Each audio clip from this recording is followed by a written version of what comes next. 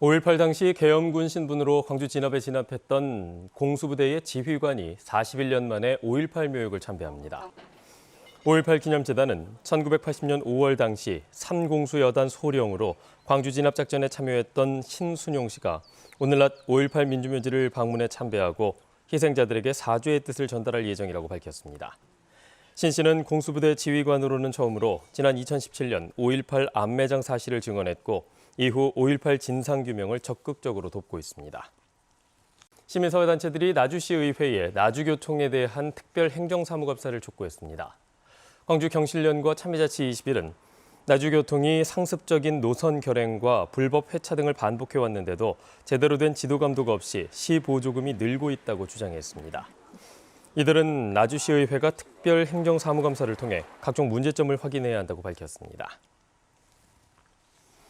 새해 첫날 음주운전 교통사고를 내서 20대 여성을 숨지게 한 운전자가 징역 8년형을 선고받았습니다.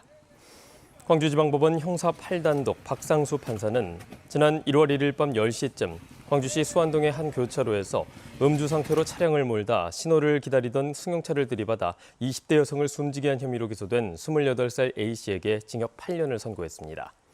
박 판사는 A씨가 술에 취해 교통사고를 낸 뒤 달아나다가 또다시 사고를 일으켜 소중한 생명을 빼앗았다며 죄질이 나쁘다고 판단했습니다.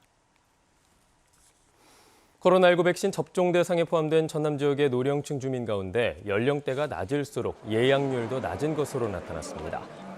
전라남도는 코로나19 예방 백신 접종 대상인 60에서 74세 주민들의 예약률이 61.5%로 전국 평균 예약률 50.1%보다는 높지만 예상보다는 낮다라고 밝혔습니다.